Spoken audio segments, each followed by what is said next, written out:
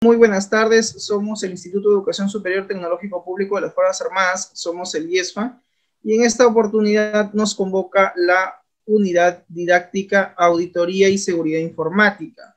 Somos de la especialidad de Análisis de Sistemas. Tema que nos convoca el día de hoy es hablar acerca de la seguridad de la infraestructura y de las redes, así como también las amenazas que existen en Internet, cuáles son las principales amenazas de Internet. Y vamos a hablar también un poquito acerca del cibercrimen, ¿ok? Esta vendría a ser nuestra actividad de aprendizaje número 6. Como se pueden dar ustedes cuenta, son 6 temas. El material ya se encuentra publicada en el aula virtual, así que por favor se les pide que revisen los contenidos. Muy bien, entonces empecemos. Hablemos de seguridad de infraestructura y redes, ¿ok? Hemos dicho que obviamente en toda empresa pues va a existir una red LAN, y la red LAN es la red, es el medio de comunicación que nos va a permitir justamente entablar el envío de mensajes entre los diferentes ordenadores que existen dentro de una red. Y en ese sentido pues es fundamental procurar el tema de la seguridad, es decir, es fundamental considerar el tema de la seguridad dentro de lo que viene a ser el tema de las redes, ¿ok? Hoy más que nunca, dice, la seguridad de los sistemas informáticos se encuentran amenazadas, es verdad. Y esto se debe en gran medida al rápido desarrollo de las tecnologías en cuanto a redes, en cuanto a conectividad. Esto también se debe incluso a los cambios en los servicios de red e incremento en la dependencia de los mismos. También se debe a causa del aumento en los tipos y variedades de ataque. Si bien es cierto, generalmente las amenazas, como por ejemplo los malware, los virus y los troyanos, utilizan como medio, ¿no?, de comunicación, como conducto, pues las redes. Y en ese sentido, debemos de también procurar establecer ciertas medidas de seguridad en cuanto a las redes. Pero antes que nada, pues debemos de considerar esos 3 elementos, ¿no? Muy bien. Existen tipos de redes, es verdad. Por ejemplo, están aquellas redes que son las redes que son cerradas. Estas redes cerradas generalmente se dan dentro de una conexión de este tipo. Es decir, tenemos por un lado las oficinas, ¿no?, de una empresa, la oficina central de una empresa. Dentro de esa empresa pues habrá una red LAN en la cual van a haber un determinado número de equipos que se van a encontrar conectados, interconectados a través de esa red. Y obviamente va a haber un dispositivo que va a ser el router, que va a ser el elemento que va a permitir justamente la salida, la comunicación hacia otras redes dentro de la misma empresa. Una empresa puede tener una serie de sedes o sucursales, y cada sucursal pues también tendrá su propia red. En ese sentido, la comunicación que se establece se hace mediante líneas dedicadas, también conocidos como frame relay. Por otro lado, también están los usuarios, aquellos que se conectan de forma remota, ¿no es cierto?, a esa red principal de esa empresa. Y esto pues generalmente lo hace a través de un operador móvil, es decir, a través de un operador que le brinda el acceso y la conectividad a la internet, a la nube. Generalmente pues se hace a través de una red telefónica.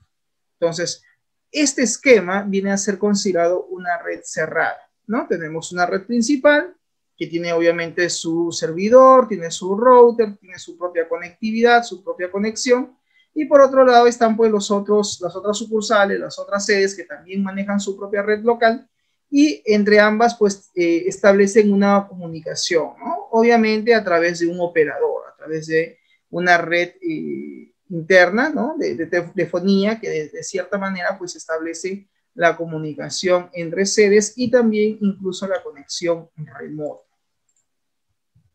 Por otro lado, también están las redes abiertas, que es un poco el esquema que hoy en día se maneja. Si bien es cierto, parte de este esquema venía a ser una red cerrada, ¿no? Parte de este esquema venía a ser una red cerrada. Pero muchas de estas redes cerradas, de estas redes LAN, en algún momento van a necesitar tener acceso hacia la nube, hacia la internet. Para eso se recomienda como medida de seguridad configurar un firewall. El firewall es también conocido como cortafuego. Es un dispositivo que va a permitir justamente validar las entradas y salidas de aquellas conexiones que se van a realizar hacia la red interna o hacia afuera, hacia la nube. Internamente dentro de la empresa puede haber otra troncal, otra red que de repente conecte a otros computadores vía, por ejemplo, un módem, ¿no? O vía, en este caso, un módem inalámbrico, ¿no? Donde obviamente se van a conectar de forma inalámbrica también a esa red. El firewall debe ser aquel dispositivo que debe validar justamente las entradas y salidas en cuanto a conectividad de la red local, pero detrás del firewall debería estar los servidores que maneja la empresa, el servidor de correo, el servidor de la base de datos, el servidor web, etc. Todos aquellos dispositivos, todos aquellos servidores que están dentro de esa red deben estar previamente validados, ¿ok? Muy bien, cuando sale, en este caso, la conexión, sale hacia afuera, va a ir a lo que se llama un router, y el router finalmente es el que va a permitir, ¿no?, la salida a la nube, a la internet. Por otro lado, mediante la internet nosotros vamos a poder establecer conexiones con otras redes, con otras redes LAN de otras empresas. Estas empresas pueden ser empresas aliadas, pueden ser incluso nuestros proveedores, o pueden ser incluso nuestros clientes o nuestros propios empleados que necesitan tener acceso a nuestra base de datos, a nuestro servidor web, a nuestro servidor de correo y necesitan establecer una conexión de forma remota. Por otro lado, también la empresa puede establecer una conectividad hacia otra sede o otra sucursal. Lo puede hacer directamente sobre la red, en este caso, mediante la www, mediante la nube, mediante la internet, o puede establecer una conexión de tipo VPN, que significa Virtual Private Network, que significa pues una red privada virtual. A través de una configuración de este tipo también se puede tener conectividad, ¿no?, entre la sucursal y la red interna de la empresa de la cual se está operando.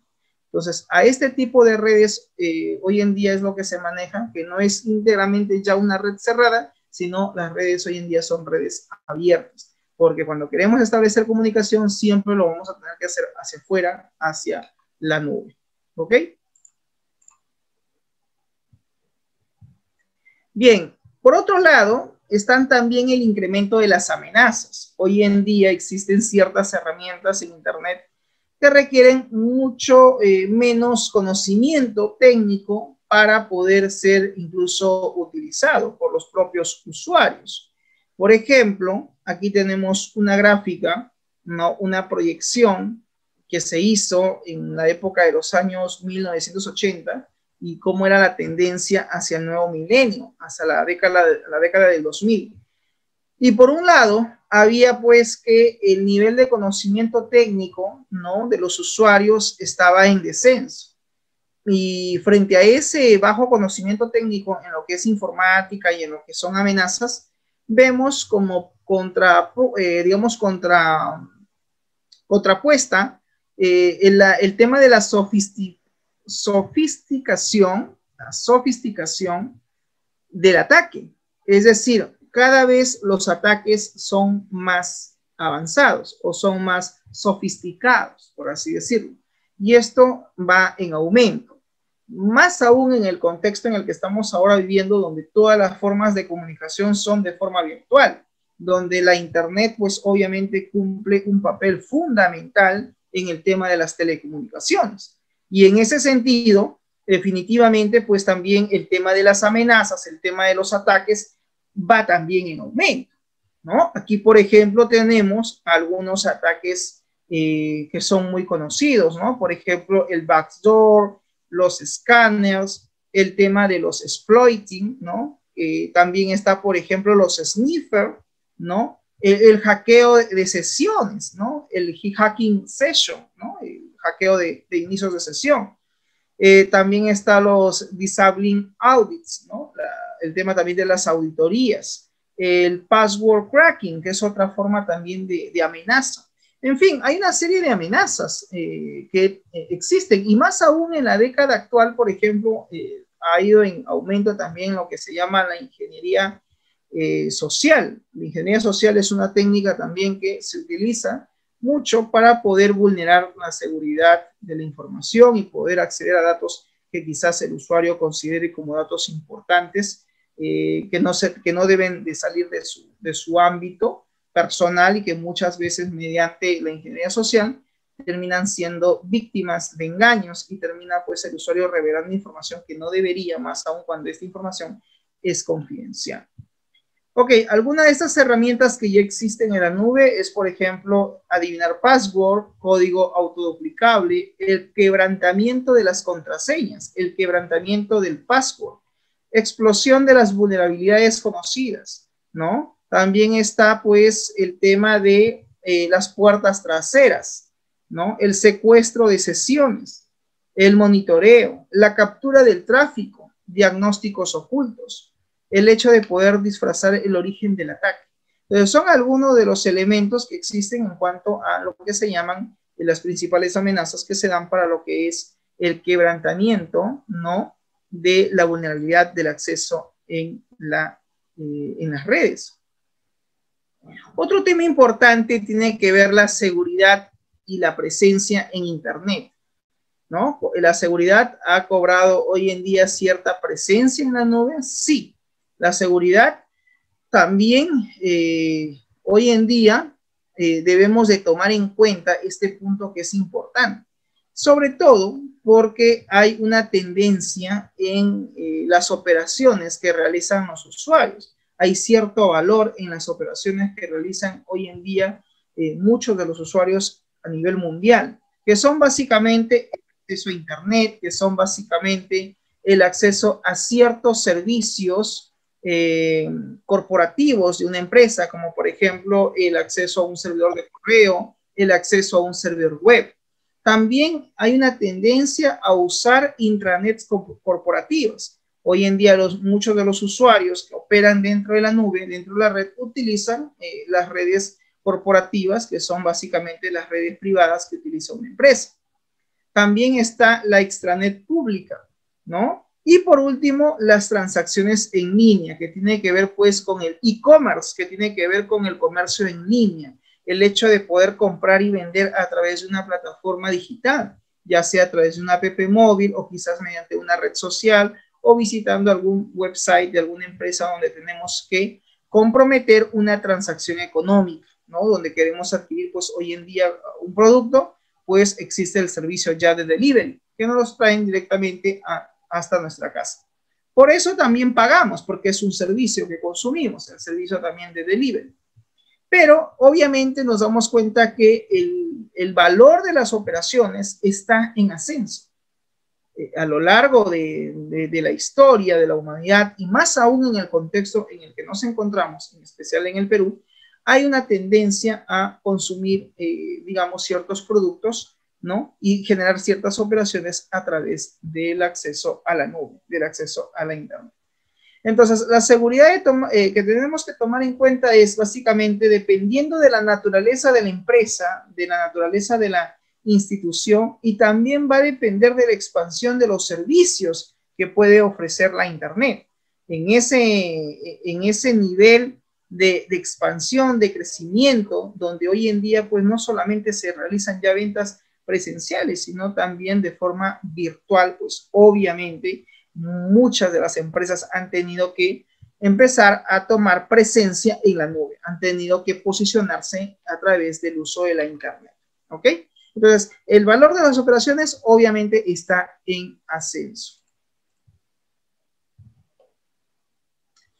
Ok, por otro lado, existen también, porque si hablamos de seguridad en lo que es la presencia en Internet, también es importante hablar sobre los tipos de ataques, y aquí vienen finalmente las amenazas. Pues existen ataques según la clasificación por su origen, es decir, tenemos ataques de tipo externo y tenemos ataques de tipo interno. Hablemos un poquito acerca de los ataques externos. Estos provienen básicamente de áreas externas de la red. estos provienen de una área que está fuera de nuestra red local y son realizadas por personas ajenas a la empresa, por personas que no pertenecen a la organización.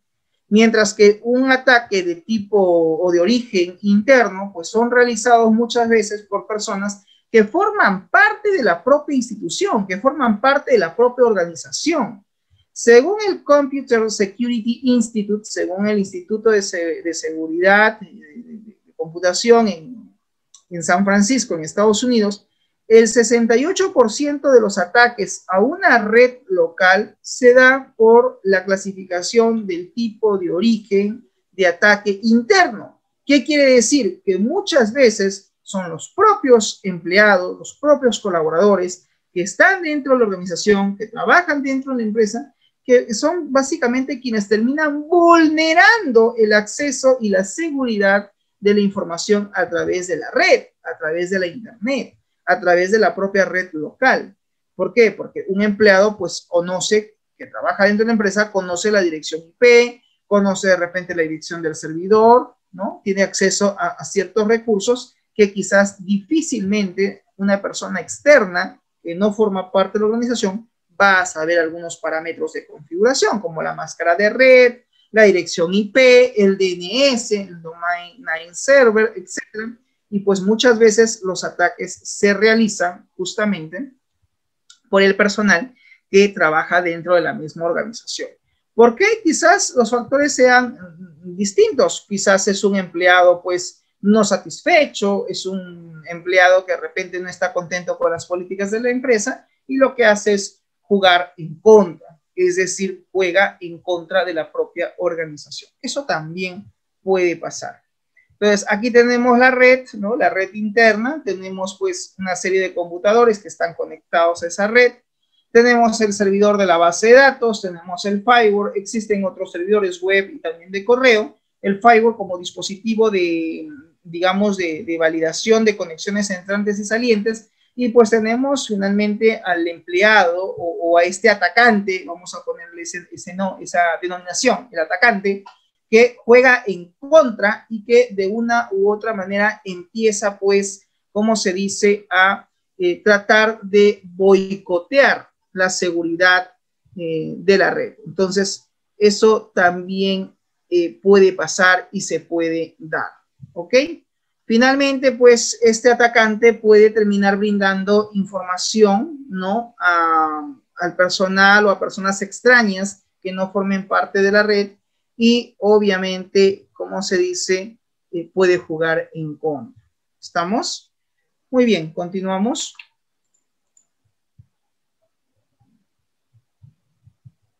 Otro tipo de ataque se da en cuanto a su clasificación por sus efectos. ¿Estamos? A ver, clasificación por sus efectos. Se da básicamente por reconocimiento, por acceso, por denegación de ciertos servicios y también por el uso de repente de algunos malware, como por ejemplo gusanos, virus, ¿no? Troyanos o caballos de Troya, que son básicamente los que también se pueden utilizar como parte del elemento de un ataque. También están los ataques de reconocimiento. Vamos a ver cada uno de ellos de forma rápida. ¿Qué es un ataque de reconocimiento? La finalidad es recabar información sobre la red y las aplicaciones que utiliza, como por ejemplo el uso de sniffers, el uso de buscadores de los famosos puertos que tiene un computador a través pues de los scan port, es decir, lo que hacen es escanear los puertos, las puertas traseras que tiene un computador, y hacen pues también el barrido de los pins o pins suite. Es otra técnica que también utilizan mucho en este proceso de ataque de reconocimiento, ¿ok? Y también está el uso de información pública, ¿no? En Internet. Bien, hablemos ahora del uso de los sniffers. Los sniffers permiten observar, capturar el tráfico de la red. Es decir, mediante un sniffer podemos visualizar cómo está la red, podemos también nosotros de cierta manera observar el tráfico, porque obviamente en una red siempre se va a dar lo que se llama el tráfico, ¿no es cierto? Pues sí, ¿por qué? Porque obviamente en una red siempre estamos enviando datos, enviando información. Entonces es importante, ¿no? También tener en cuenta ese detalle, que una red trafica información, pasa información y el sniffer de una u otra manera ayuda justamente a eso, a observar y a capturar el tráfico de la red. Por otro lado, si el atacante tiene la capacidad de acceder a equipos de la red, de la magnitud del ataque, se hace obviamente más alto, ¿no? En el siguiente punto que tenemos a continuación, en la siguiente imagen, pueden ustedes, jóvenes, observar de que tenemos la red, tenemos los equipos que están conectados a esa red, está el servidor de dominio, ¿no?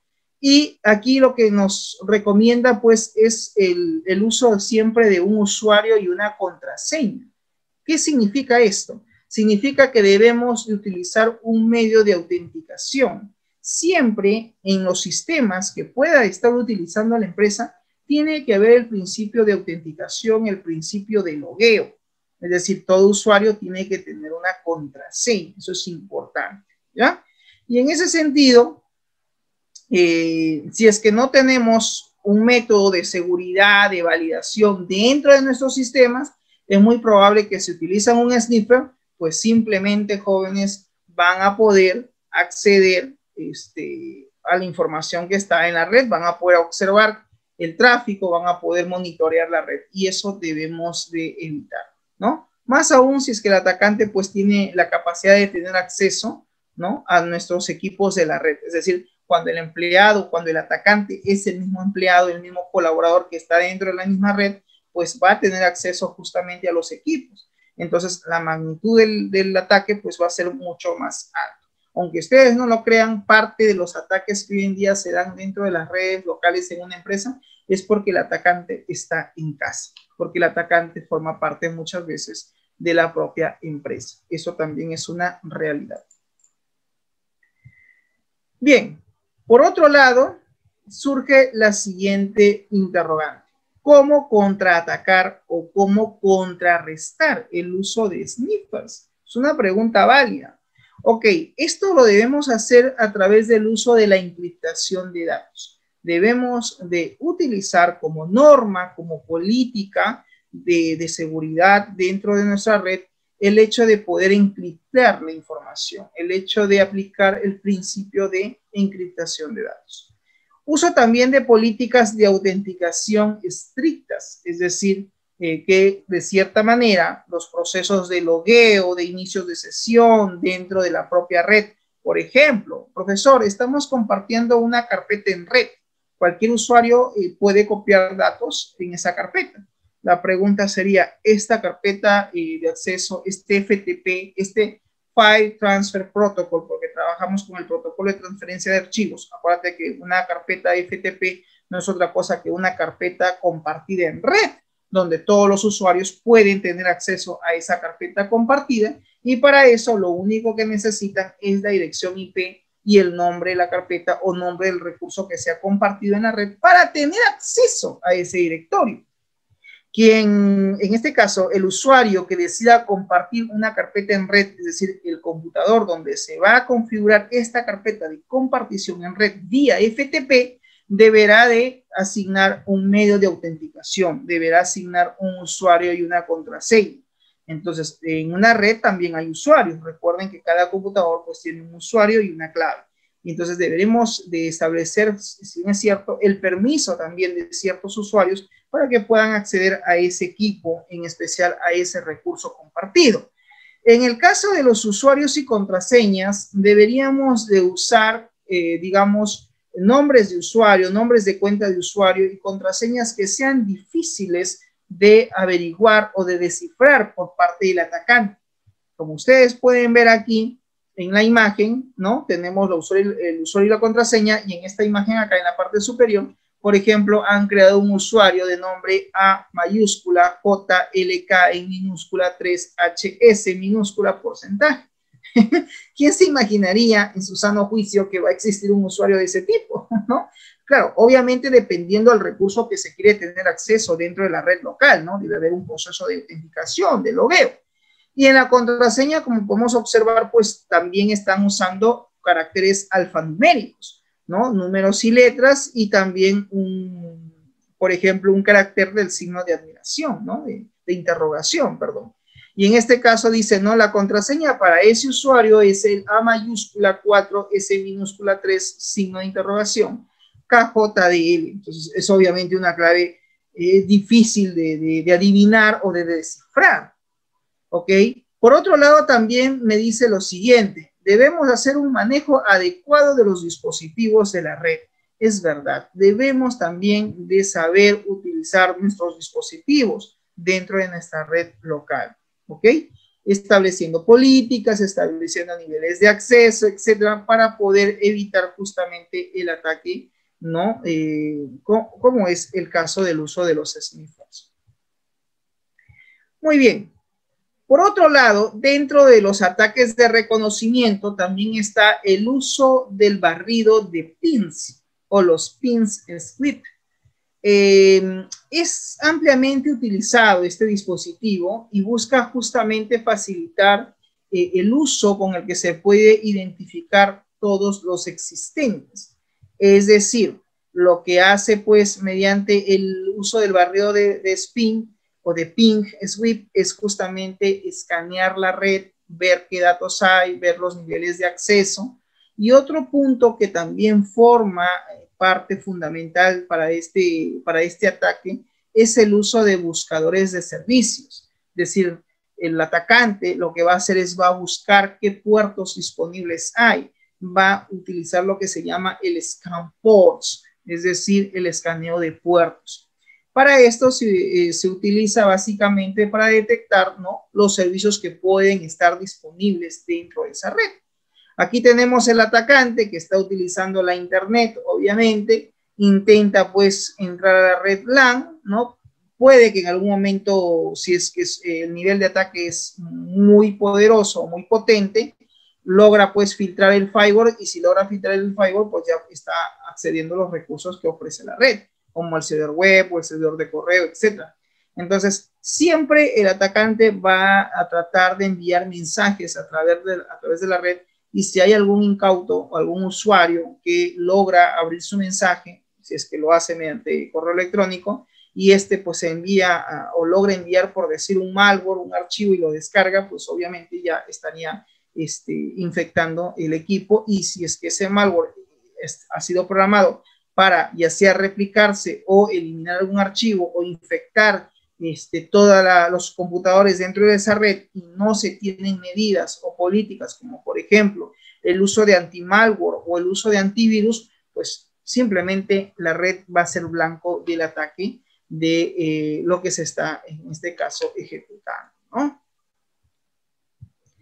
Bien, otro ataque de reconocimiento, otra pregunta que podemos hacernos es cómo contraatacar el barrido de pins o de buscadores de servicios, es decir, los famosos scan ports. Para eso debemos utilizar sistemas de detección de intrusos.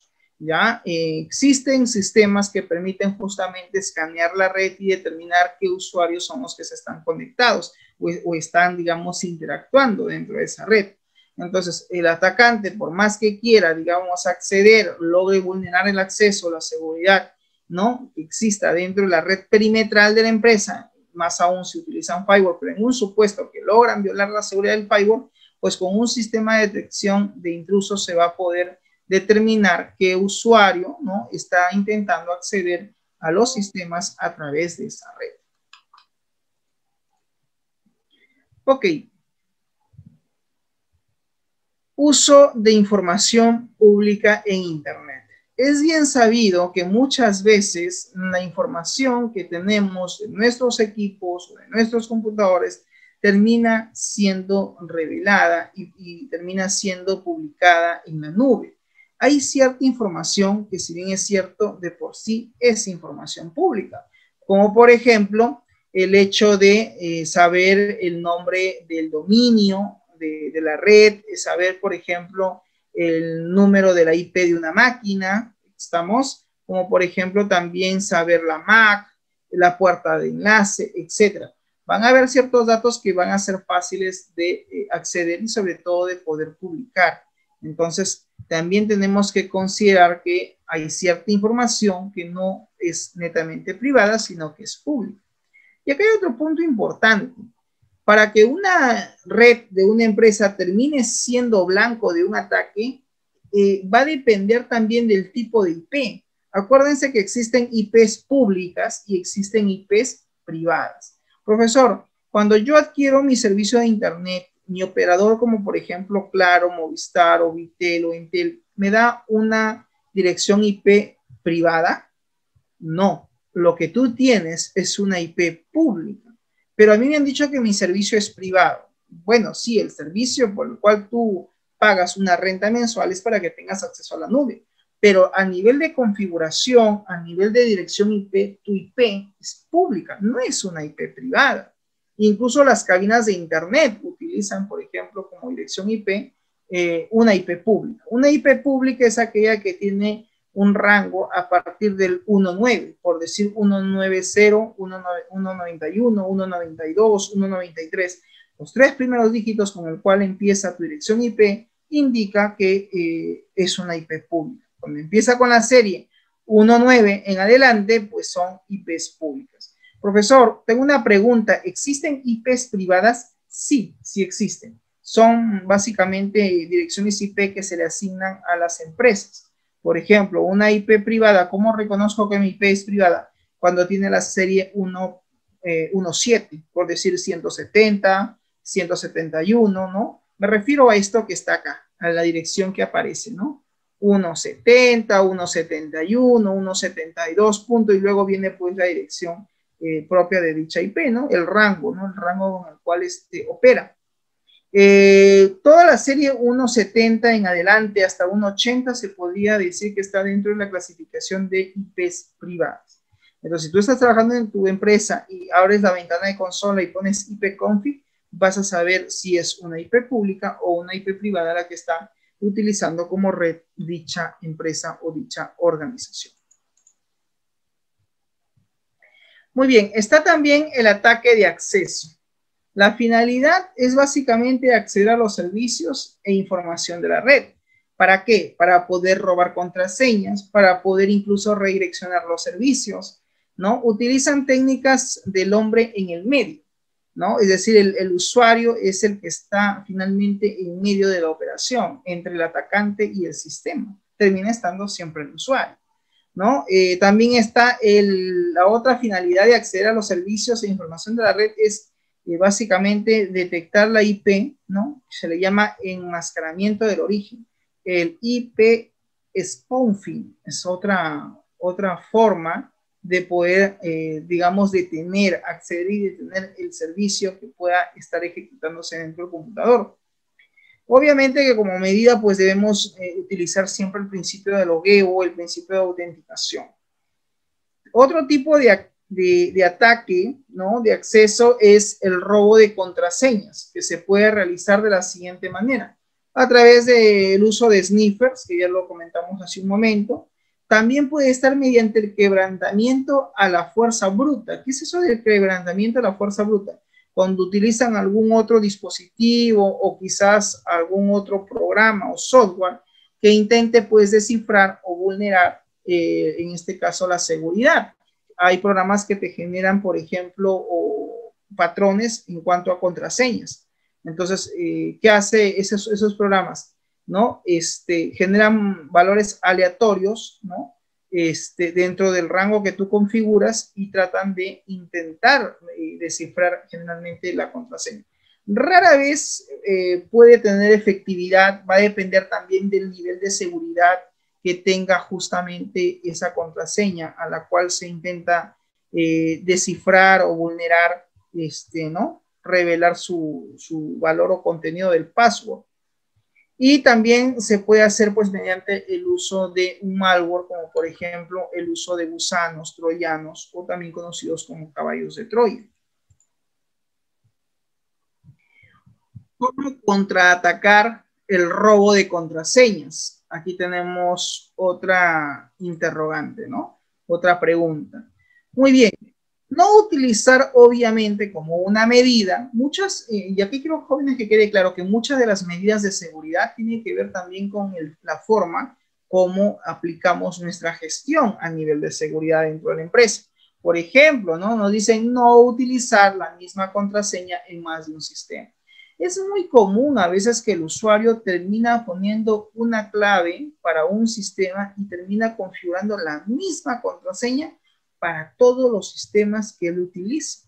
Eso no es una buena práctica, eso no es una buena praxis, porque obviamente si alguien logra descifrar esa contraseña y tú estás usando esa clave para más de un sistema informático, créeme que les estás dando acceso total al atacante a los sistemas que pueda estar trabajando dentro de la empresa. ¿Por qué? Porque si saben tu usuario y ya lograron obtener tu clave, créeme que van a utilizar ese mismo usuario y esa misma clave y van a tratar de violar la seguridad justamente de los otros sistemas de información.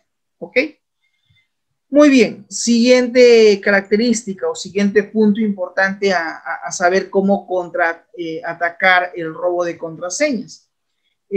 Por ejemplo, ¿no? Dice utilizar contraseñas fuertes, o sea, contraseñas con más de 8 caracteres, que utilicen incluso mayúsculas y minúsculas, donde operes o realices una combinación de ese tipo, donde también puedas incorporar números y caracteres especiales que no estén relacionados con tus datos personales. Esa es otra recomendación, es otra medida para evitar el robo de contraseñas, ¿ya?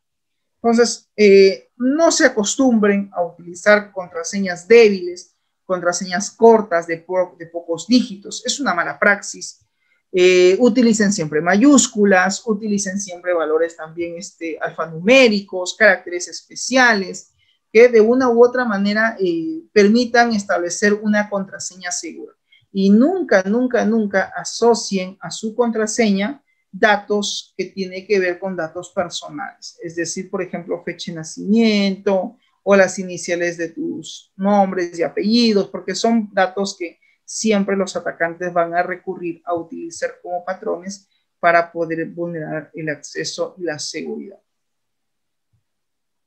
Por otro lado, también implica aplicar o utilizar políticas de caducidad de contraseña. Cuando tú creas usuarios en el computador, tú puedes configurar lo que se llama el tiempo o periodo de caducidad de la contraseña. Podemos incluso decirle en el computador, obligar al usuario como una directiva de contraseñas. Acuérdate de la opción Active Directory que tiene pues todo computador. Inclusive en los servidores está lo que se llama el Active Directory. Y ahí uno puede configurar las políticas de seguridad, ¿no? Como por ejemplo, obligar al usuario que cada cierto tiempo, cada 3 meses o cada 4 meses, por medida de seguridad, se le pida, el mismo computador le pida el cambio de contraseña. O sea, que la contraseña que él coloque no sea una contraseña perenne o estable en el tiempo, sino que siempre, cada cierto tiempo, se le genere una clave distinta a la cual el usuario utilizaba en su momento. Bien, entonces a ese punto se refiere cuando dice políticas de caducidad de contraseñas por tiempo e intentos fallidos, ¿no? ¿A qué se refiere, profesor, cuando dice intentos fallidos? También pasa que cuando están intentando acceder a un sistema, el atacante va a probar el usuario y contraseña a diestra y siniestra con diferentes valores, diferentes caracteres. Lo puede hacer manualmente o lo puede hacer mediante un malware o un programa sofisticado que intente vulnerar o violar la seguridad, es decir, descifrar la clave de su usuario, ¿no? Basta con que tenga el código de usuario y empiece a rastrear cuál es la contraseña. Ok, como medida entonces se pide que cada cierto tiempo, ¿no? Cada cierto tiempo, justamente el usuario esté obligado a cambiar la contraseña en ese escenario. El otro escenario dice intentos fallidos. ¿A qué se refiere? Que significa que cada cierto tiempo, una vez que el usuario ha estado intentando loguearse, ¿no? Y le salía error, intento fallido, por ejemplo, después de 3 intentos de inicio de sesión, si el sistema obviamente no logra validar el acceso, lo que debe hacer el sistema es automáticamente cerrarse o en su defecto bloquear al usuario. De tal manera que en la siguiente clase, pues el usuario no va a poder, digamos, acceder si es que ya pasó del número de intentos permitidos o intentos fallidos dentro del sistema. Atención con ese detalle.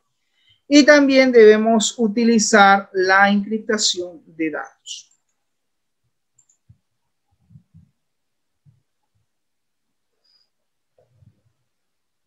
Tenemos también la redirección de servicios. ¿Cómo es esto? Otro tipo de ataque es la redirección de servicios. Muchas veces, no sé si a ustedes les ha pasado, generalmente en algunos usuarios, que en el navegador o en el browser, por ejemplo, ponen una página web y el propio sistema te deriva, te manda a otro website, te manda a otro sitio web, ¿no? Entonces, es como que básicamente te está haciendo un redireccionamiento de página, pero tú no has dicho o no has escrito, digamos, la URL, ¿no? A la cual te gustaría ir a visitar, ¿no? A interactuar. Entonces, pasa de que a veces el malware o quizás el link de acceso al cual se está intentando acceder, a su vez redirecciona a otros sitios web que obviamente están infectados y el usuario empieza a bombardearle un montón de ventanas, por ejemplo, emergentes donde le indica, ¿no? Ciertas ofertas o promociones, pero que de repente él en su momento no ha adquirido, pero ya tienen los datos el sistema y simplemente buscan y jalan esa información, ¿no? Ok, entonces, la redirección de servicios dice, utiliza mecanismos de un servicio permitido para obtener acceso a un servicio no permitido. Para contrarrestar este ataque se requieren servicios de detección de intrusos y antivirus, ¿no? Además de mantener actualizados los sistemas, ¿no? Aquí tenemos la red, tenemos el servidor de base de datos, en este caso el firewall, ¿no? O el firewall, ¿no? Que es que hace el contrapeso de la validación de accesos de conectividad a la red, y el atacante en el otro extremo que va a intentar justamente acceder al acceso, ¿no? Acceder a la vulnerabilidad, ¿no? Del acceso, en este caso, de la red.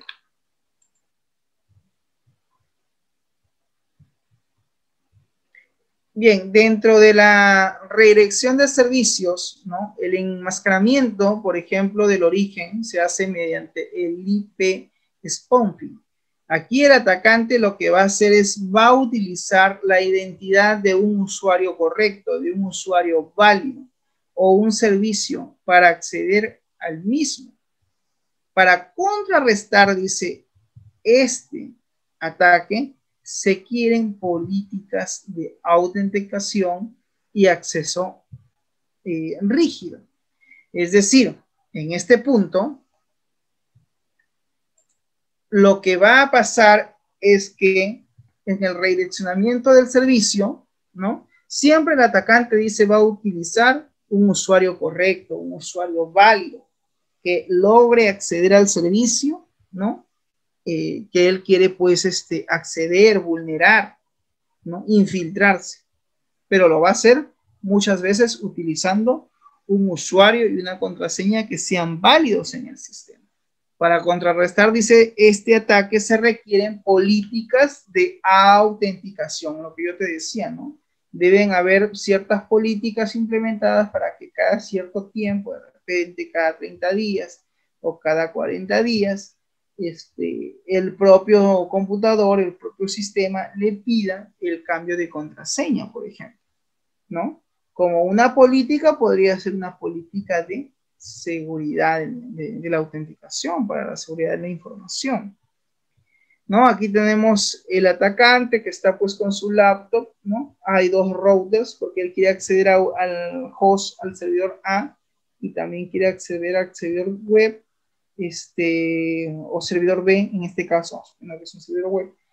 Y pues el atacante va a ver la forma de poder acceder a esos equipos.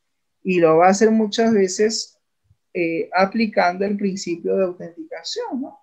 Que podría ser mediante un usuario y una contraseña que esté siendo utilizado para poder justamente vulnerar su seguridad, ¿no?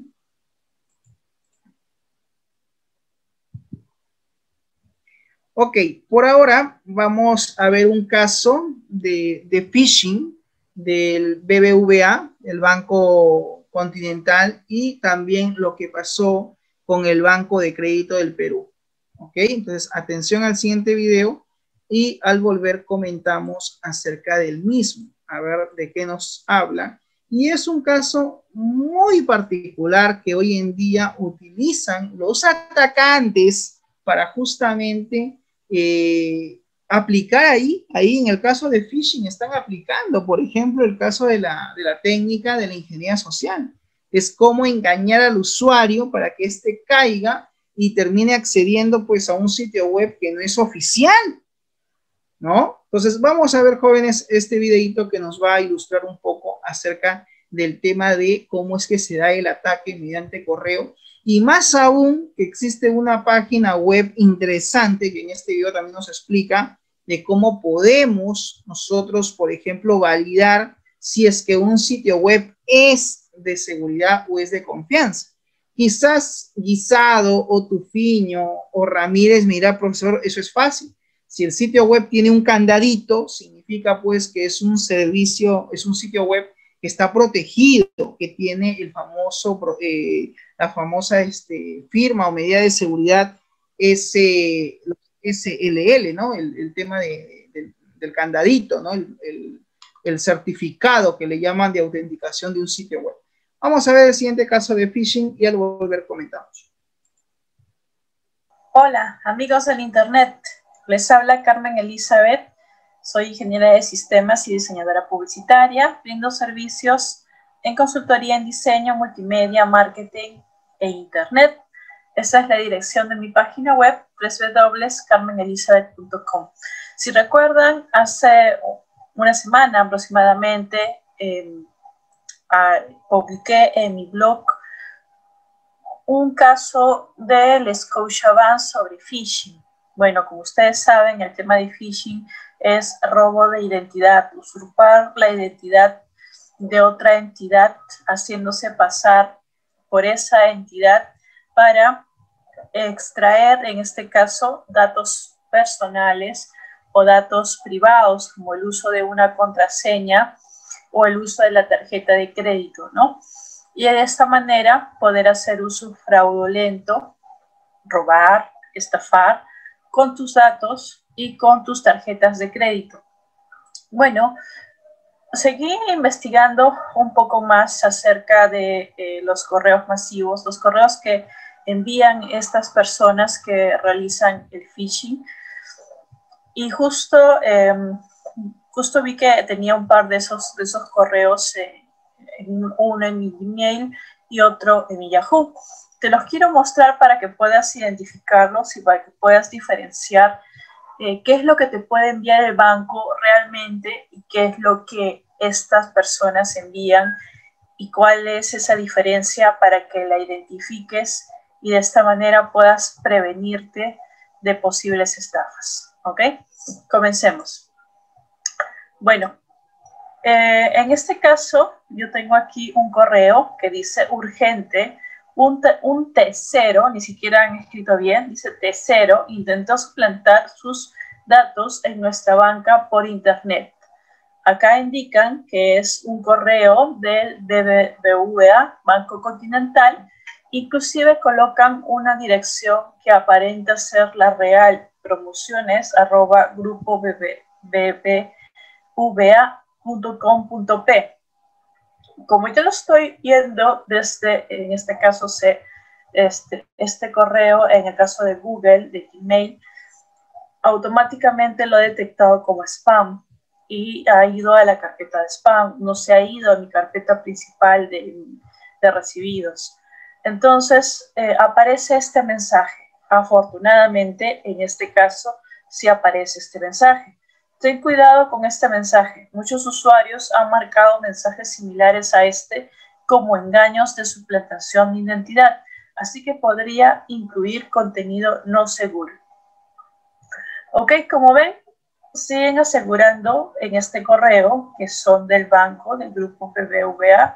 Muy probablemente si nosotros le preguntáramos al banco BBVA, te diría que este correo no le pertenece a ellos.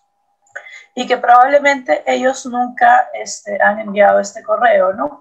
Aquí, por ejemplo, nos dice, por favor, leer atentamente este mensaje.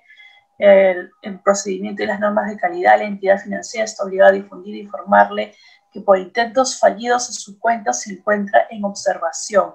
El sistema ERP del BBVA Continental, al tratar de validar sus datos, encontró errores en su cuenta al momento de que un tercero intentó acceder y suplantar los datos.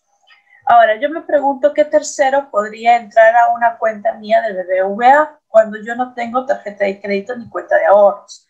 Así que por ahí, en mi caso, este correo no va para nada. Pero en el caso de alguna persona que sí tenga cuenta en el BBVA, puede sorprenderlo, ¿no? Entonces, aquí inclusive piden ingresar a la página web para validar los datos en un periodo de 8 horas. Si no, la cuenta quedará inhabilitada temporalmente. Y así sucesivamente, inclusive ponen 2016, Banco Continental, ponen los números de teléfonos, dan recomendaciones de seguridad. Bueno, lo importante en el caso del correo que vosotros tenemos a través de email es que aparece este mensaje ya indicándonos que tengamos cuidado con un correo de este tipo. Eso es lo importante aquí. Pero veamos qué sucede con otra cuenta de correo. En el caso de Yahoo.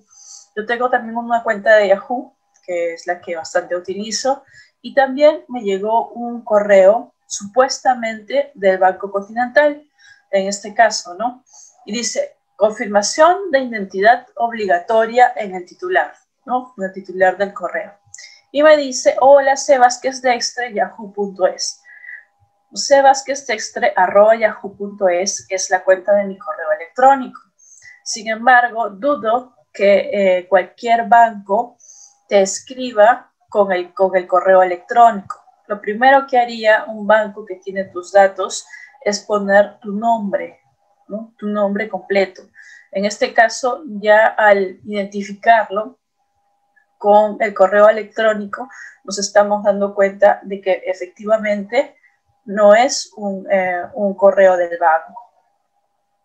Acá todavía dicen, estamos reforzando la seguridad antifraude. O sea, es el colmo de estas personas de decir que es antifraude cuando lo que ellos quieren hacer es justamente un fraude, ¿no? Pero sigamos observando. Entonces acá nos dice que es obligatorio la confirmación de la identidad para así reforzar la seguridad.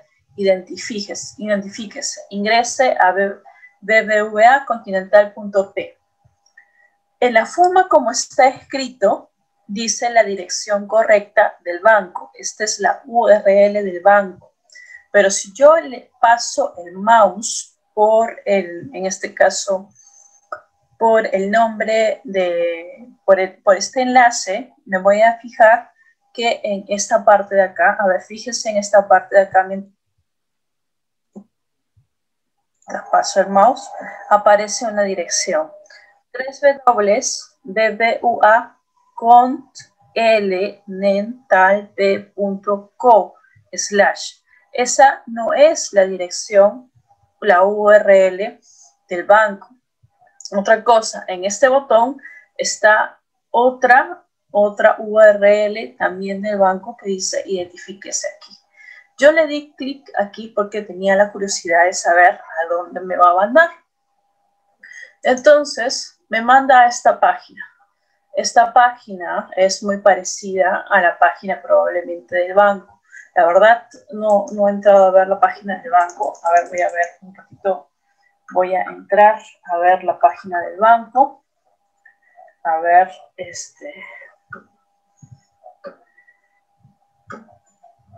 ahí está, Banco Continental. Ahí está la URL original. Y vemos que, bueno, sí, efectivamente, la página se parece. Esta es la página original.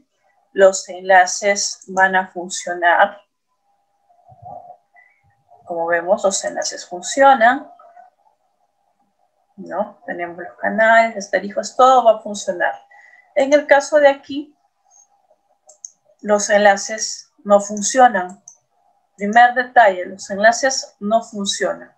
Está muy parecida a la página, al otro, prácticamente idéntica, pero los enlaces están inhabilitados, no funcionan.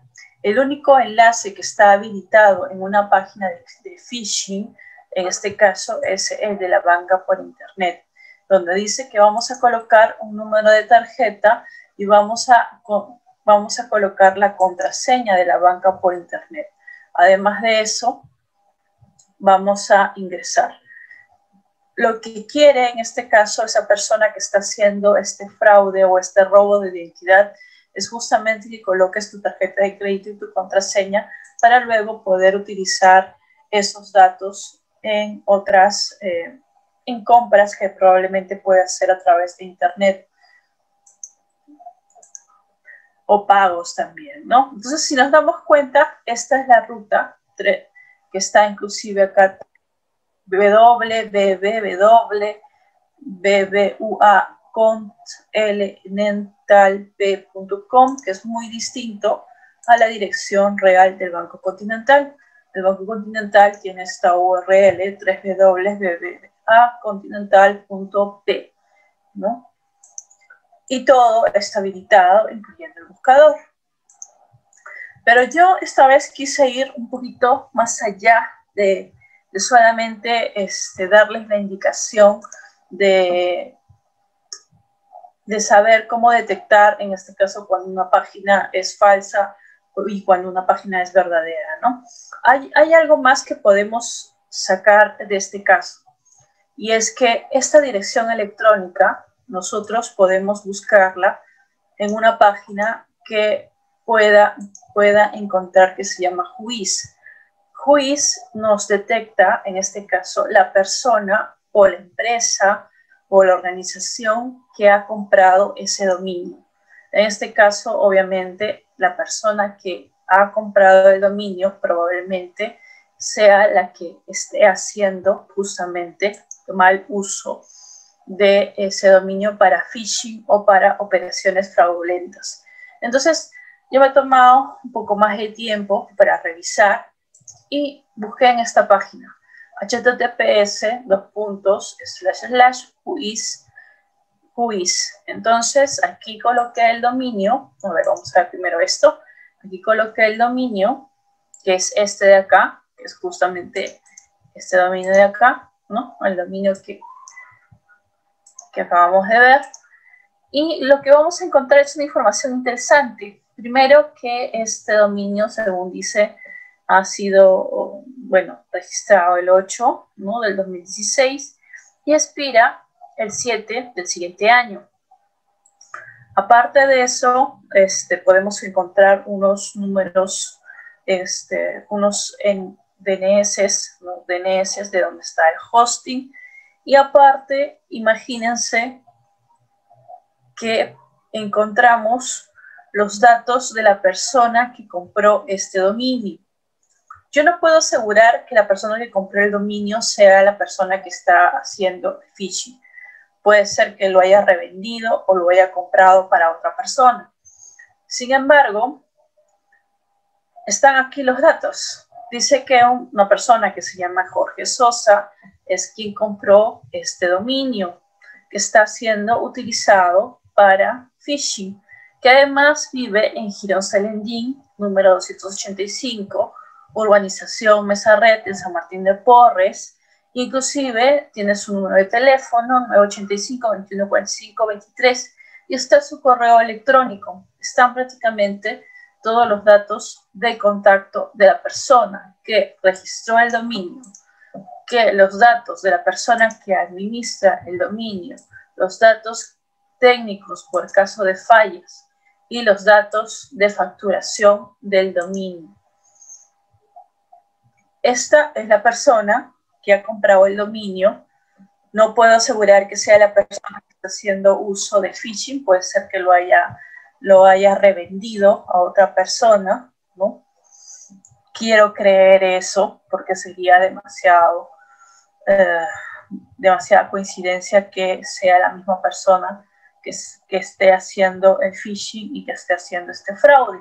Como ven hasta aquí, es algo que cualquier banco podría hacer, supervisar y revisar. En realidad, llegar hasta esta información siempre que no lo hayan restringido o no lo hayan, en todo caso, no lo hayan restringido, ¿no? Es decir, no hayan pedido que sea, en este caso, que no se puede identificar el nombre. En este caso, esta persona lo ha dejado tal cual.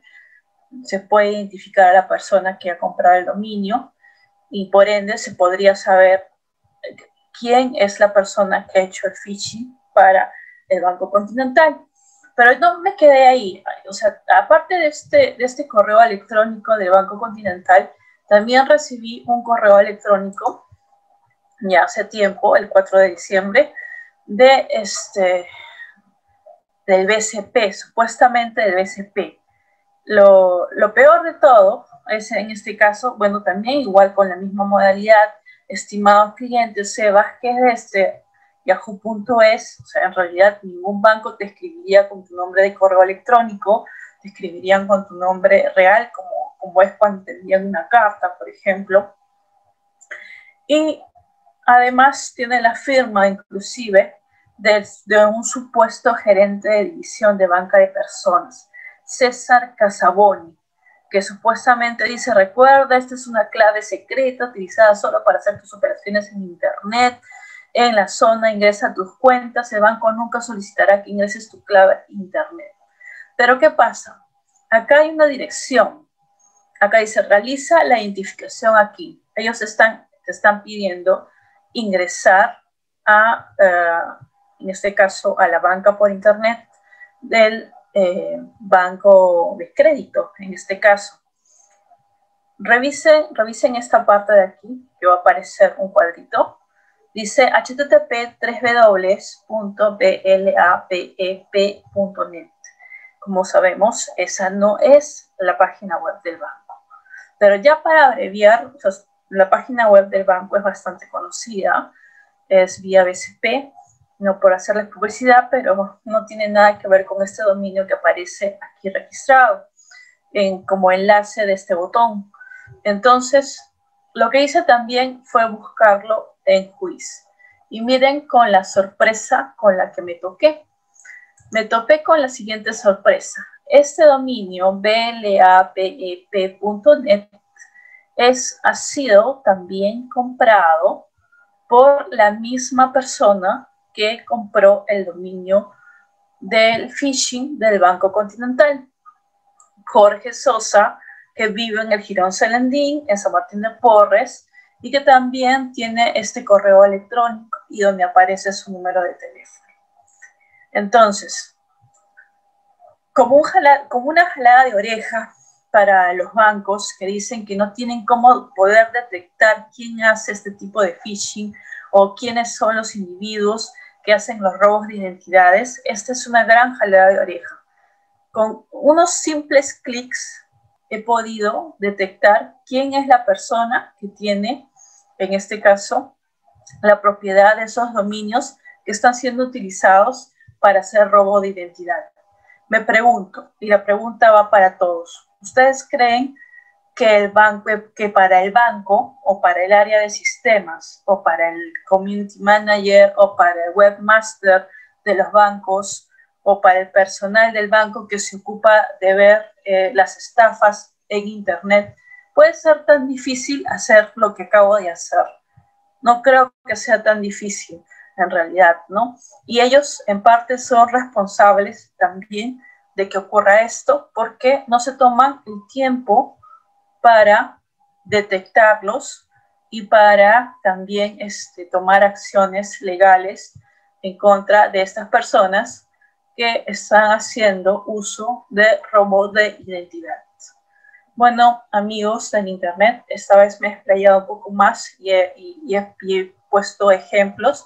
Espero que se comprenda con mayor claridad cómo es el tema del robo de identidad para que todos tengamos cuidado y no seamos sorprendidos por estas personas que tratan de ganarse la vida de una forma errónea, ¿no? Qué bueno sería si esos conocimientos para hacer el phishing lo pudieran utilizar para innovar en tecnología o para hacer otras cosas más productivas para el país, ¿no? Bueno, chicos y chicas del Internet, muchas gracias por su atención. Hasta la próxima. Bien, entonces, como nos podemos dar cuenta, ¿no? Hay una forma que nos permite, pues, conocer el nombre del dominio, ¿no? Esa página que acabamos de ver aquí en el video, el hue.quiz, ¿no? Es una página interesante porque podemos ahí validar justamente el dominio del cual nosotros queremos averiguar quién es su propietario. Entonces, sí, el phishing es otro caso también que se utiliza justamente para hacer fraudes, ¿no? ¿Qué es lo que hacen? Pues clonan la página, efectivamente, el sitio web exactamente igual de la empresa, y luego la mandan como adjunto, como link, ¿no? En el correo, y en el caso de hoy en día, pues de Google, ya tiene su sistema de validación, ¿no? Cuando ven que es un correo que envía repetidamente o continuamente ciertos mensajes a ciertos usuarios, lo detecta como spam, como correo basura o como correo no deseado.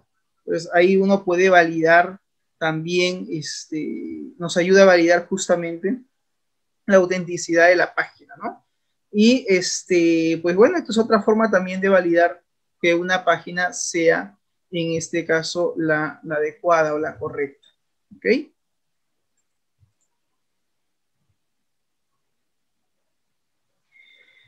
Bien, digamos, amenaza que también existe dentro de Internet es cuando se dan los ataques mediante la denegación de servicios vía DOS, ¿no? Aquí, por ejemplo, tenemos donde el atacante lo que va a hacer es va a enviar gran cantidad de solicitudes a determinados servicios hasta que logre, pues, saturar los dispositivos de la red. Entonces, ¿qué es lo que sucede acá? Lo que están haciendo es un ataque, pero al servicio. ¿Qué hace el atacante? Busca detener el servicio, busca que el servicio colapse y lo va a hacer mediante el envío de solicitudes. Este envío de solicitudes puede ser recargando varias veces la misma página web o en este caso enviando datos constantes al servidor donde haga una interacción y hace que finalmente este colapse. Lo pueden hacer mediante algoritmos, mediante códigos en DOS. ¿Ya? Entonces, otra forma también de amenaza que pone en la seguridad de la información. ¿Ok? Muy bien, también está la denegación del servicio distribuido. ¿Cómo es esto? El atacante aquí utiliza gran cantidad de computadoras llamadas computadoras zombies para realizar el ataque de gran tamaño. Con esto se busca contrarrestar este ataque que requieren básicamente de políticas como limitar, por ejemplo, la cantidad de sesiones por usuario. Hay que también entender de que los computadores, ¿no? Los sistemas, pues tienen un proceso de logueo, ¿no es cierto?, de inicio de sesión. Y en ese sentido también configuran ciertos computadores que les denominan computadores zombies porque estos lo que hacen es constantemente enviar, digamos, ataques en simultáneo al servidor de la red de la empresa, obviamente, a la cual quieren ellos acceder para poder justamente limitar el acceso y de esa manera hacen que el servicio se caiga.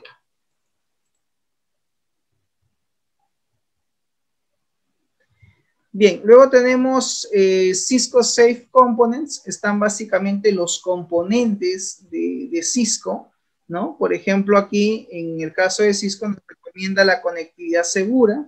Debemos aplicar también, por ejemplo, una seguridad perimetral dentro de la red, la protección frente a ciertas amenazas que debemos identificar y también debemos de considerar, dice, el proceso de identificación y también el tema de la administración de algunos dispositivos que podemos tener dentro de la empresa, dentro de la red.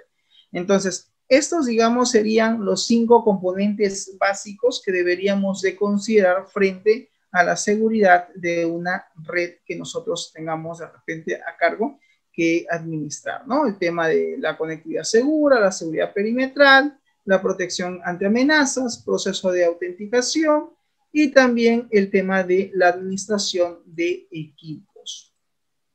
En la siguiente imagen vemos, por ejemplo, cómo es que se da la seguridad perimetral en este ambiente, ¿no? Esto podría ser tranquilamente una, no sé, una caja de repente o una entidad bancaria. Y obviamente la seguridad no solamente está a nivel, digamos, de software, a nivel de la red, sino también hablamos de la seguridad física. Por ejemplo, lo que podemos darnos cuenta aquí es de que existe cierta seguridad perimetral, ¿no? Hay listas de acceso en routers y firewalls y aparte tienen frente a lo que es las amenazas a manera de protección, ¿no? Unos detectores de intrusos mediante IPS y DDS, y también está pues la administración que puede hacer la persona que está dentro de la oficina, que puede monitorear, ¿no? La seguridad física pues a través justamente de las cámaras de videovigilancia. Y también puede haber una identificación o autenticación que puede ser mediante una tarjeta, mediante un sistema biométrico, por ejemplo, para el acceso físico, ¿no? Ya sea al data center o ya sea de repente no sé, al área de sistemas o aquel área importante de la empresa que nosotros tenemos que cuidar o salvaguardar su seguridad física. Y por otro lado, si es que es la empresa, digamos, el lugar que queremos salvaguardar a medida de seguridad física, compromete el tema económico, por ejemplo, esto es el área de caja o es el área de tesorería o de contabilidad y es de donde van a trasladar el dinero, también podemos aplicar, por ejemplo, el tema de la encriptación y redes mediante lo que se llama las redes privadas, el Virtual Private Network, ¿no? La red privada virtual, los VPNs. También, por ejemplo, podemos hacer uso de la tecnología GPS. Mediante la geolocalización podemos monitorear físicamente, ¿no? El traslado de los, en este caso, de los buses o de los automóviles o de los carros que de repente transporten cierto, digamos, cierta información o dinero físico de la propia empresa. Actualmente, por ejemplo, en nuestro país existen 3 entidades que brindan la seguridad del traslado de dinero de las entidades bancarias, como por ejemplo Prosegur, y hay otra más que también se dedica a trasladar dinero, ¿no? Son obviamente tienen como seguridad física, pues sus carros están blindados, etcétera, pero ellos también tienen su dispositivo interno de geolocalización que lo que hace es pues la central lo va monitoreando al automóvil, al carro, por donde se va movilizando y van viendo en tiempo real, por ejemplo, si es que llegó a la entidad bancaria, el tiempo, por ejemplo, que se demoran en extraer el dinero y en trasladarlo de un lugar a otro, ¿no? Y llevarlos hasta la central. Entonces, la seguridad física no solamente es en el mundo digital, sino también de forma presencial, ¿no? ¿Qué otros sistemas podemos aplicar como medida de seguridad física? ¿Ya? Entonces, ahí tenemos la imagen de esos componentes que podemos utilizar. Ok, ahora hablemos de las principales amenazas que existen en Internet. El siguiente tema tiene que ver justamente con las amenazas de Internet.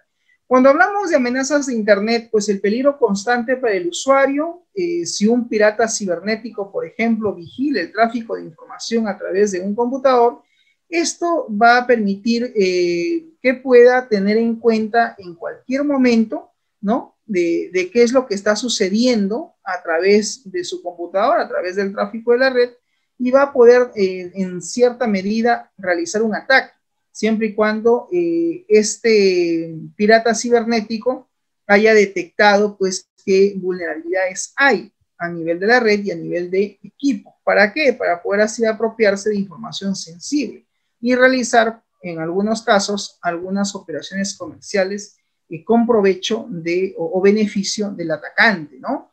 Estas amenazas pueden ser de dos tipos, de origen humano o de origen natural.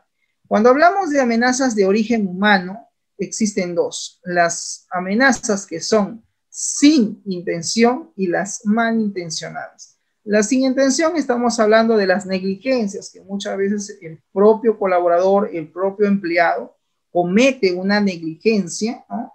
En cuanto de repente al hecho, por ejemplo, de no cerrar su cuenta de correo, no cerrar su sesión, o de repente el hecho de no actualizar su antivirus, ¿no? Entonces, es una amenaza de origen humano, sí, pero de tipo sin intención, es decir, no malintencionado, ¿no? Por negligencia, más que todo, se puede dar una amenaza, o por impericia también.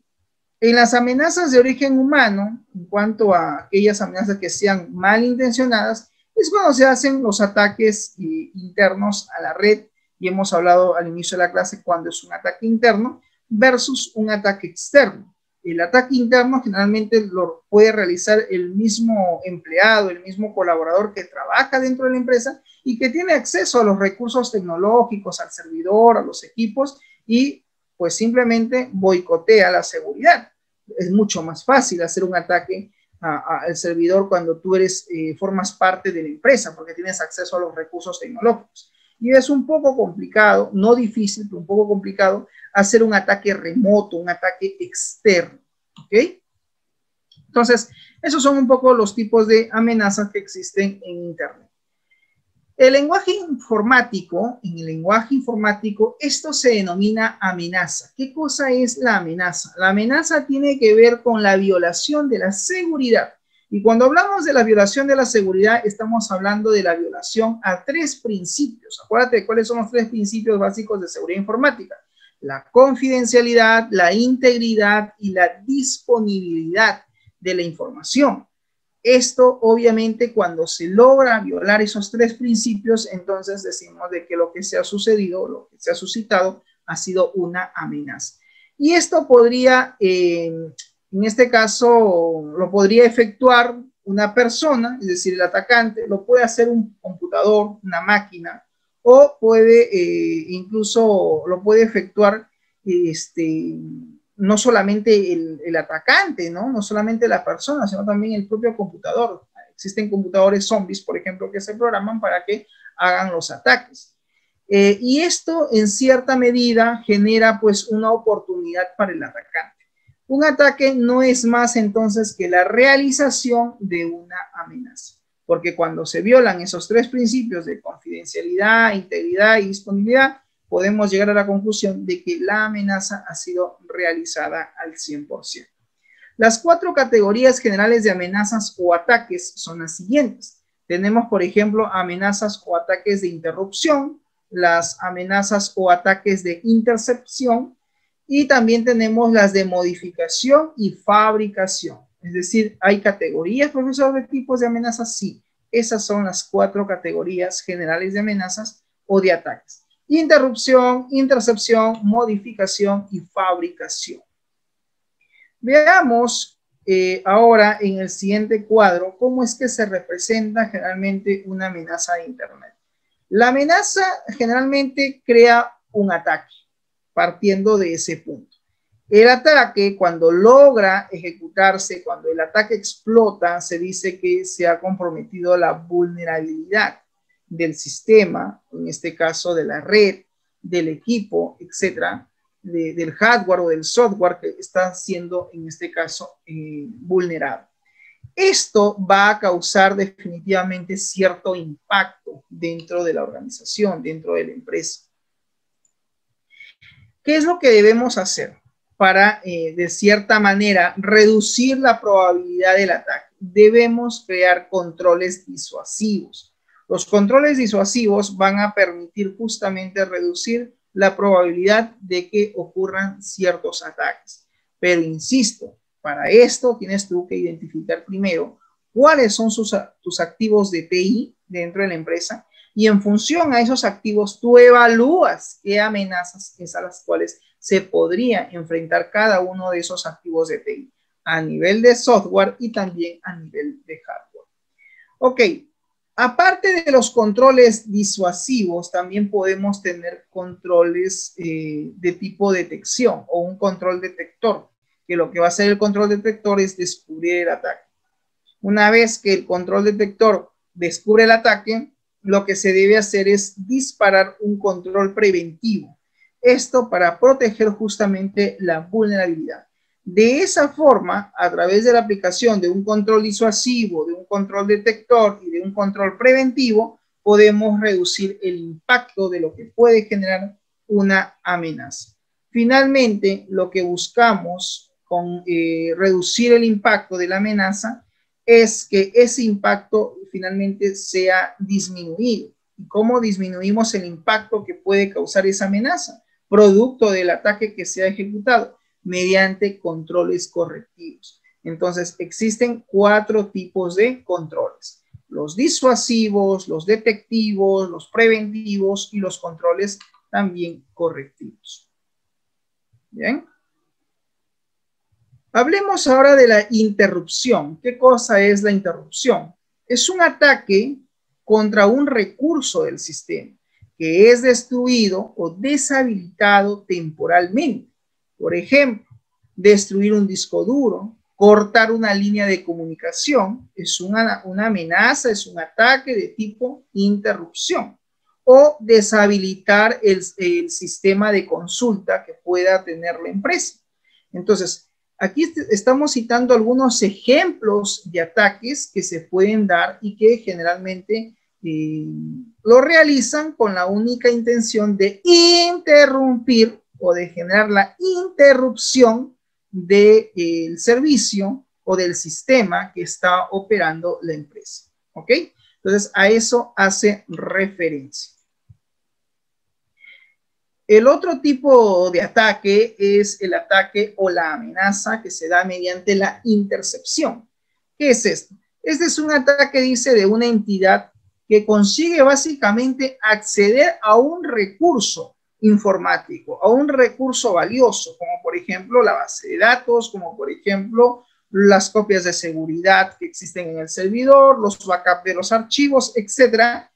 Y este recurso, este ataque que se ha realizado a esta entidad y que ha logrado conseguir el acceso a ese recurso tecnológico no autorizado, se le llama intercepción.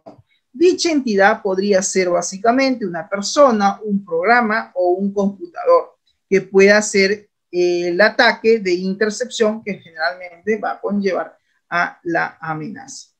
Ejemplos de este tipo de ataques. ¿Qué ejemplos podemos citar, profesor, como parte de los ataques de intercepción? Por ejemplo, tenemos acá, interceptar, dice, una línea, ¿no? Una línea telefónica, por ejemplo, para obtener información. Profesor, el famoso chuponeo. Sí, que también se aplica mucho, ¿no? Lo aplican mucho algunas personas que quieren actuar al margen de la ley, como que también lo hace la propia policía cuando tiene un mandato judicial de poder escuchar las telecomunicaciones de cierta persona que puede estar siendo investigada. Entonces, cuando hay esa autoridad, ¿no?, de poder interceptar una línea telefónica, podemos captar información importante, ¿no? De ahí viene, pues, los famosos audios grabados. También está el hecho de poder copiar ilegalmente archivos o programas que circulan muchas veces por la red. Y también la lectura de las cabeceras de mensajes justamente para descubrir la identidad de uno o de más usuarios que estén involucrados en una comunicación que ha sido interceptada, en este caso, ilegalmente. Entonces, que quede claro que el otro ataque es la intercepción, que busca capturar la información, ¿no?, y poder sacar beneficio de ella. El otro tipo de ataque es la modificación. Este es un ataque de una entidad no autorizada, en este caso, que consigue pues acceder a un recurso y es capaz justamente de modificarlo. De ahí la palabra modificación. Ejemplos de este ataque son el cambio de valores en un archivo de datos. Alguien logra acceder a un archivo y logra pues manipular, ¿no?, la información, modificar datos del archivo, entonces eso se llama ataque de modificación. Otro ejemplo de este tipo de ataque que podemos ponerlo en esta categoría es el hecho de alterar un programa, el hecho de modificar un software para que funcione de una forma diferente o distinta a la que estaba programada. 3. Modificar el contenido de los mensajes que están siendo transferidos en la red. Eso también pasa, que a veces en la forma en la que se envía la información por la red, algunos logran capturar los mensajes, los interceptan, los hackers hacen eso, los interceptan, y a veces lo que hacen es traen la información, la captan, se enteran y siguen que el dato siga viajando, que la información siga viajando, o en este caso la pueden modificar. Por ejemplo, podemos citar aquí a WhatsApp, ¿no? WhatsApp tiene lo que se llama como política, lo que se llama el cifrado de datos. Y eso estuvimos hablando en la clase anterior, el principio de la criptación o encriptación de datos, que trabaja con el principio de la criptografía. Eso también se explicó, ¿no? Y hablábamos pues que existen formas de encriptar datos de forma simétrica y de forma simétrica. Entonces, WhatsApp, por ejemplo, tenía como política o tiene como política el hecho de que tú envíes un mensaje a un contacto tuyo, tú lo escribes en el lenguaje tuyo, español, y luego este mensaje es encriptado, viaja por la red y la otra persona para recibir el mensaje, ese paquete, luego se descifra, se desencripta para que el usuario pueda ver el mensaje. ¿Por qué se encripta y por qué la comunicación entre emisor y receptor que se está dando, que está viajando el dato a través de la red, obviamente va encriptado por un tema de seguridad? Y justamente parte de las políticas de WhatsApp tenían que comprometer el tema de encriptación de datos. Al final, eso quedó en nada y todo sigue como está, ¿no? Porque frente a ello, frente al cambio de políticas, el hecho de poder compartir cierta información que es personal con las redes sociales, quizás para muchos usuarios no le hizo mucha gracia y al final muchos optaron por otras aplicaciones de telecomunicación, ¿no? Como por ejemplo Telegram, entre otros, y simplemente al final se dieron cuenta que había una fuga masiva, por ejemplo, en el caso de WhatsApp, y ahora pues todo continúa como está, ¿no? Se retractó WhatsApp y dijo, no hay problema, sigue dándose el tema de la encriptación y el cifrado, tus mensajes siguen estando descifrados de punto a punto, de extremo a extremo, por lo tanto, si alguien logra, digamos, captar tu mensaje, interceptarlo, no lo va a poder descifrar fácilmente porque está el mensaje viajando de forma encriptada. Entonces, cuando se logra, dice, modificar un mensaje, pues eso es un ataque de modificación. El otro ataque es el de fabricación. Este es un ataque de una entidad generalmente no autorizada, ¿no?, que añade mensajes o archivos a otros objetos extraños en el sistema.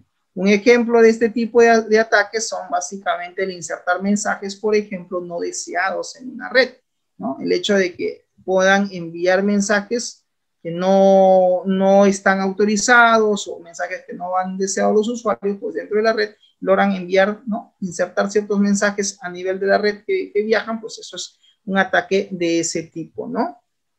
Como dice ahí el concepto, es un ataque de una entidad no autorizada que añade mensajes, ¿no?, que añade archivos u otros objetos dentro del sistema.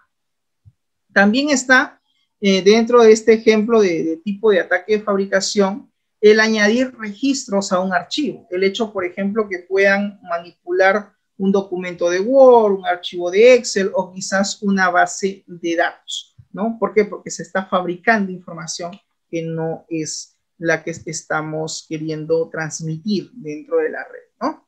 Y también están los ataques pasivos. ¿Qué es eso de los ataques pasivos? Aquí básicamente el atacante no altera la comunicación, sino que únicamente la observa con el fin de obtener datos, ¿no?, que está siendo obviamente transmitida, y el objetivo es básicamente la intercepción de los datos y el análisis del tráfico de datos que pueda darse en esa red. Una técnica más sutil para obtener la información de la comunicación es mediante este tipo de ataque. A esta acción de poder captar los datos que están viajando en una red, observarlos, ¿no? Para poder analizar esos datos se le denomina también ataque pasivo. ¿Por qué? Porque no modifica, simplemente capta los datos, los observa, observa la información que está siendo transmitida y luego deja que siga continuando. Los ataques pasivos son muy difíciles de detectar, ya que no provocan ninguna alteración en los datos. Claro, porque justamente no los modifica, simplemente los captura y eso lo que hace pues es de que se enteren de qué información está viajando. Es como tener un vigía, ¿no? Dentro de la red, que alguien está ahí chequeando qué mensajes están entrando y están saliendo, ¿no? Acuérdense, modelo OSI, acuérdense del curso de redes, ¿sí? El modelo OSI, pues que tiene 7 niveles de capas, ¿no? Y ahí pues está justamente el modelo de transmisión, ¿no? Entonces ustedes recordarán ese punto. Ok, también están los ataques activos. ¿Cómo es eso de un ataque activo? Pues los ataques activos básicamente implican algún tipo de modificación justamente en el proceso de transmisión de la información que se va a dar a través de la red o a través de la creación de un falso proceso de transmisión, pudiendo incluso subdividirse en 4 categorías. Estas 4 categorías están aquí justamente: los crackers, los gurús, los lammers y el pirata informático. Estos son los 4, digamos, vamos a ponerlo de esta manera, 4 especialistas en lo que es tema de hackeo, que lo que buscan pues obviamente es captar información. Algunos de esos 4 que se han dado en esa clasificación tienen sus propias características. Algunos simplemente roban la información, otros roban la información y la eliminan, no causan daño, y pues hay una clasificación, ¿ya? Al final todos ellos tienen un mismo principio, que es interceptar los datos con beneficio propio o un beneficio que ellos quieran sacar de la información que están ellos accediendo.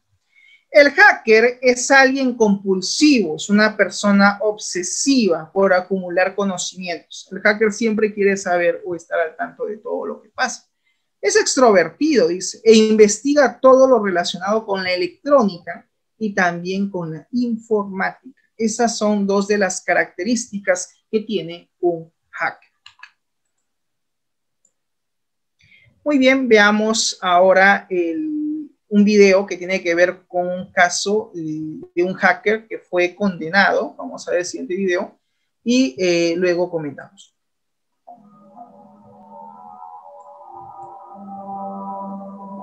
Actualmente existen un sinnúmero de hackers que cometen crímenes desde ordenadores o dispositivos móviles. Desde desfalcos a bancos, fraudes, control de sitios web gubernamentales o filtración de documentos clasificados que atentan contra la seguridad nacional. El día de hoy abordaremos el caso de Hamza Ben Delek, uno de los 10 hackers más buscados del mundo.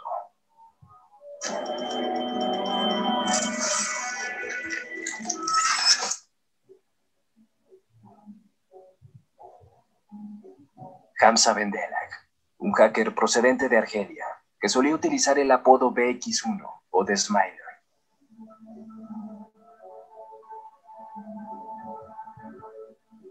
El hombre en pantalla era uno de los 10 hackers más buscados del mundo por el FBI y la Interpol.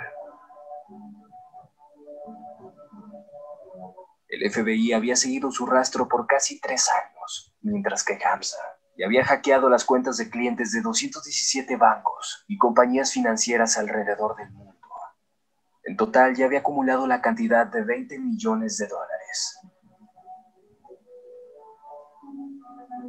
De acuerdo con los informes realizados por el FBI, Hamza Ben Delek utilizaba un programa llamado SpyEye. SpyEye entraba como un virus informático inyectado al ADN digital de las computadoras de terceros, y estas a su vez infectaban a otras para finalmente pasar al servicio del hacker. De esta manera infectaba ordenadores, robaba contraseñas y vaciaba cuentas bancarias.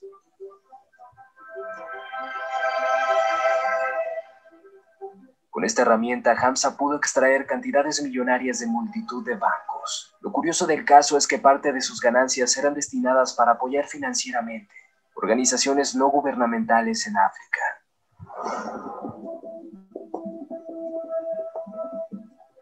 Además, llegó a clausurar cerca de 8.500 sitios franceses. Y no solo eso, sino que además hackeó varios sitios web de los ministerios de Relaciones Exteriores de varios países europeos. Y esto para conceder visas a gran cantidad de jóvenes en Argelia. En 2012 tomó el control de los sitios web del gobierno de Israel, transmitiendo un sinnúmero de información clasificada israelí a la resistencia palestina. Y es así como el gobierno de Israel le propuso a Hamza Ben Delach abogar por él, abandonar los cargos en su contra, a cambio de que les ayudara a fortalecer sus vulnerabilidades del sistema informático contra una intervención de los Estados Unidos. Pero Hamza declinó la oferta.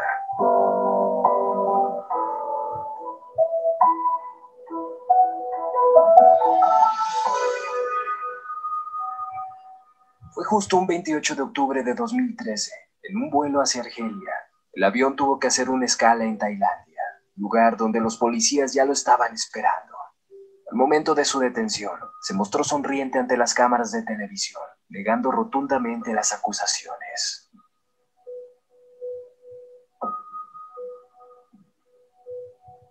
Inmediatamente fue extraditado a los Estados Unidos, en donde hasta la actualidad está cumpliendo su sentencia.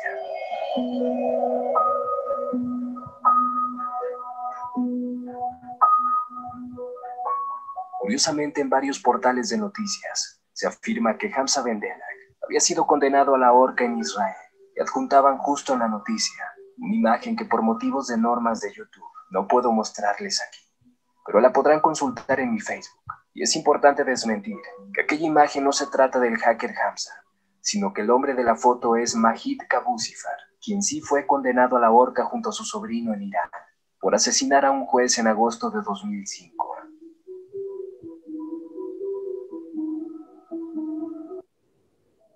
Sin duda alguna, las opiniones acerca del caso de Hamza Ben Delach están divididas. Algunos lo consideran como un terrorista, pero otros lo consideran un gran hombre que ofreció apoyo financiero y migratorio a los más necesitados.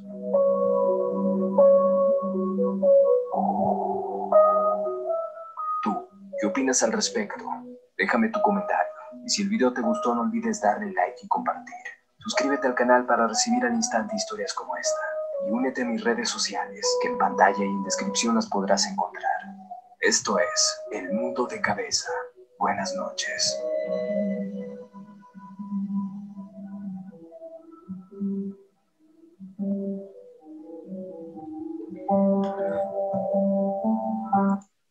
Bien, jóvenes, el tiempo nos ha ganado. Así vamos a dar ya cierre a nuestra transmisión del día de hoy. No sé si hay algún comentario por parte de ustedes o alguna pregunta. Si no fuera el caso, para ir ya terminando con nuestra transmisión. Bien, jóvenes, entonces eso sería todo de mi parte. Me están confirmando en el chat, todo está claro, perfecto. Por favor, revisen el material y conmigo será hasta la próxima. Nos vemos, que tengan buena tarde. Hasta luego, chau, chau.